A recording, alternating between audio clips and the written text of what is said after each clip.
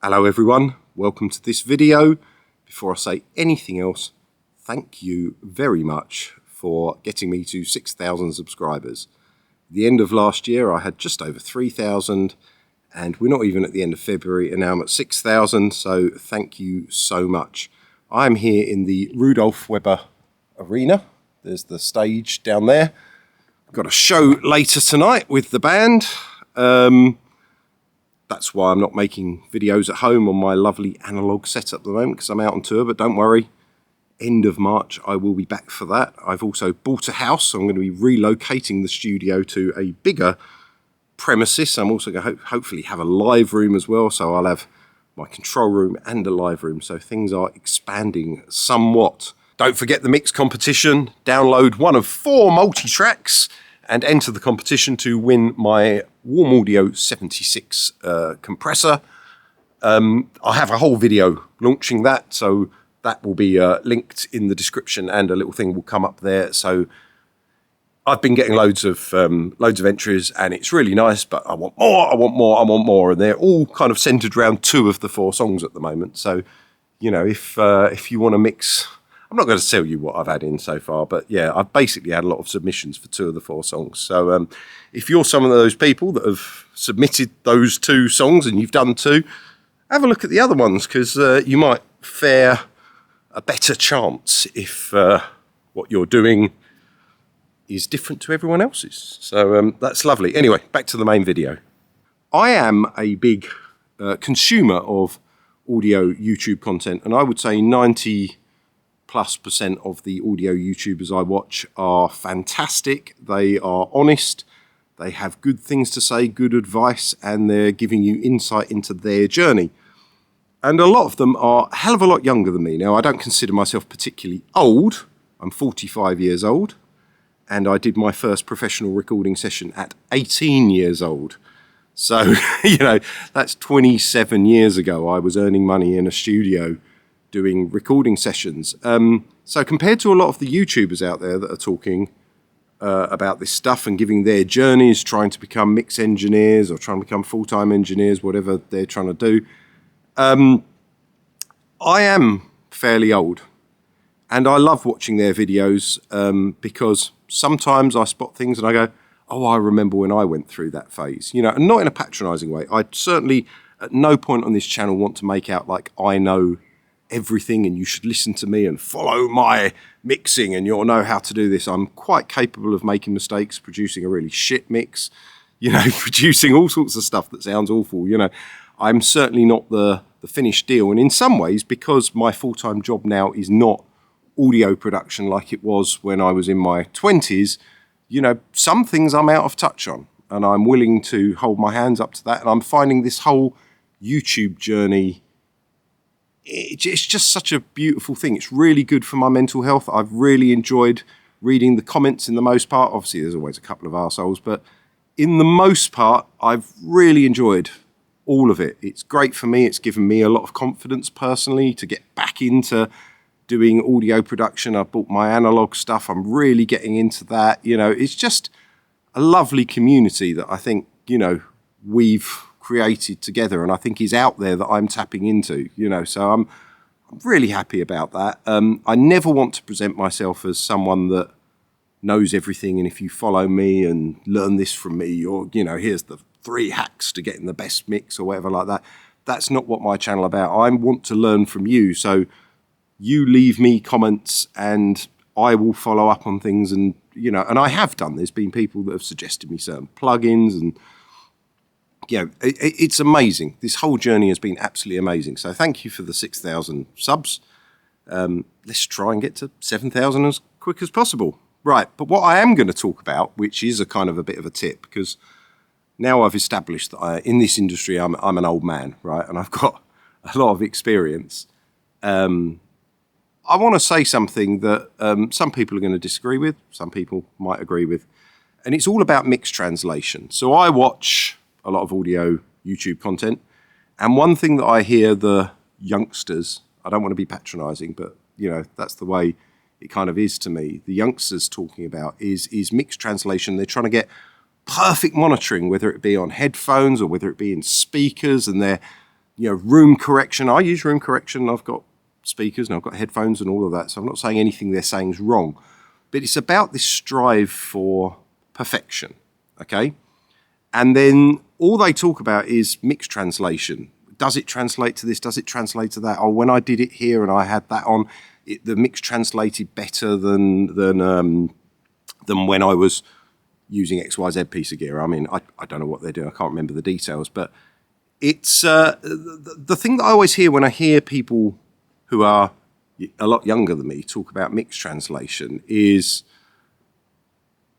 I think they're getting something fundamentally wrong. And this really clicked in my head when someone said, I don't want to use analog gear because it sounds different in the morning to what it sounds like in the afternoon.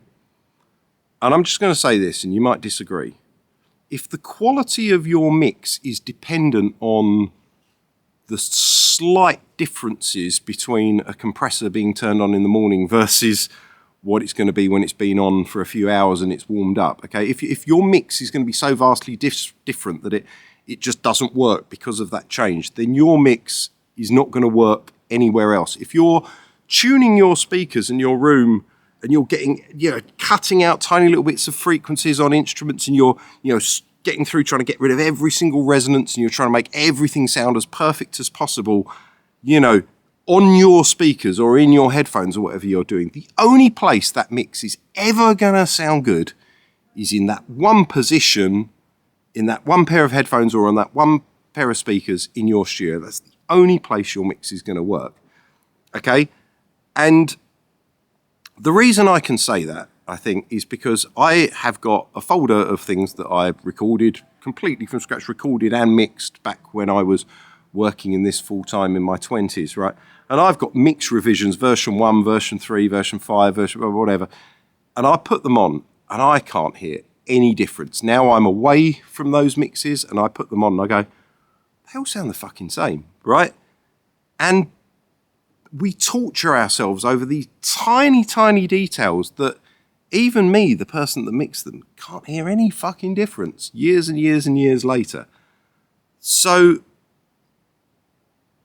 the piece of advice I want to give you is that, you do need decent speakers. If you're mixing on headphones, you do need decent headphones, and you can't ignore details because that would be ridiculous. But if you're finely tuning something so much that if you turn your head, the mix changes and then you don't like it, right?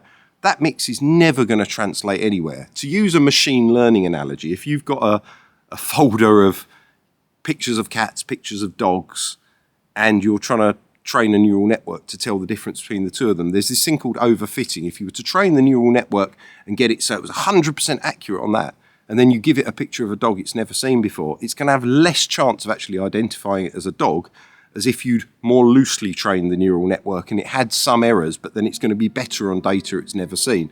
Now, I would argue that if you have a mix that kind of works anywhere you're standing in the room, you don't have to be exactly in front of your speakers, and it doesn't matter whether it's the next morning and you've just turned the valve compressor on or whether it's been heated for 4 hours that day.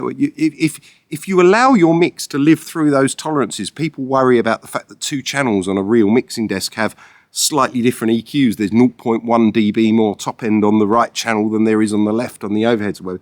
If your mix is failing because of those kind of fault tolerances, then your mix will not translate. You need to be more broad with your mixes and...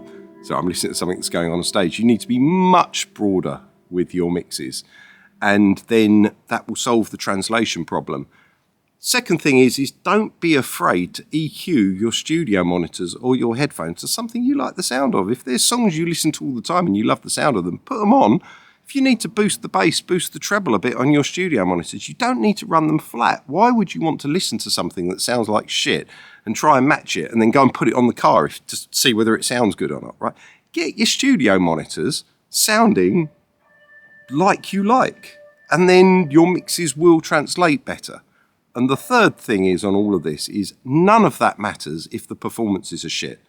The big difference between what people do now and when I was working, back at the end of the 90s into the noughties in a studio, is the thing that made me kind of different is I really pushed the bands to do good performances. If I heard them play something, I'd stop, no, let's go back 4 bars, punch in there, do that again. You can do that better. You can do that vocal better. You can do that guitar better. Come on, let's get the drums right. I wasn't fixing a million things in the mix because A, because we didn't have the technology to do it, and B, because I didn't want the headache later down the road. I started on tape machines and ended up moving over to Logic, going all digital. But I took that tape machine mentality with me. If you don't get the stuff right at source, you can't fix it in the mix as easily as you think you can. It's not a fun process to just be fixing things in the mix. So, if I listen back to my old recordings compared to stuff that I might do now, I wouldn't say now, but say a couple of years ago or whatever, when I haven't been working in it full time, the biggest difference I would say is that I pushed both myself and other people to do really good performances back in the day. And nowadays, I will put down a vocal and go, yeah, that's all right, I'll just tune that bit or sort out whatever. And actually, that's really bad. So if you make broader strokes and don't try and make a mix that's only ever going to work in that one set of speakers or that one set of headphones, right? Make sure that it just sounds good at source. Capture the source, get it right, make decisions, move on. And I believe that your mixes will be better. EQ your speakers if you want. Make things fit to taste and enjoy what you're doing, because there's no way that a valve compressor, that's been turned on for 15 minutes or been turned on for 2 hours should make enough of a difference to your mix that it's going to make it sound awful or make it sound good. If that's what you're thinking, then the mix is just wrong. It's never going to translate. It's never going to work when someone puts it on a shitty Bluetooth speaker or plays it in their car or plays it on their phone or plays it on their iPad. Now, don't get me wrong. There's nothing wrong with checking in multiple places. I mean, I do that all the time. I listen to mixes through my MacBook Pro. I listen through my iPad. I'll put it on in the car. I listen through my phone. But I have found since I've gone back to analog gear and things aren't as perfect and 2 channels aren't exactly the same and the left and right aren't perfect where they'd null like they would if they were digital, I found that the mixes just translate like they used to when I was back at the studio. And I listened to stuff I recorded 20-something years ago, and I listened to it and go, yeah, that sounds good. I like that. It's got a really good vibe. And then I listened to the second revision of the mix and say, can't really tell much difference. So that's my old man words of wisdom. But most importantly, thank you for getting me to 6,000 subscribers. I love you all. Please leave me a comment if you think I'm wrong or if you think I'm right. Please subscribe. Please like. Please share. And I'm going to do some more videos while I'm on the road, but then I will be back at home. I'll be probably making videos about building the new studio, plus doing some mixes as well on the analog gear. So we will get back to that. Oh, mix competition. In fact, yeah, I'm going to cut this in earlier. So I'm going to do a little thing that I'm going to cut in earlier. So you've probably already heard what I'm going to do now and cut in earlier. So thanks for watching, and I'll see you in another video. Goodbye.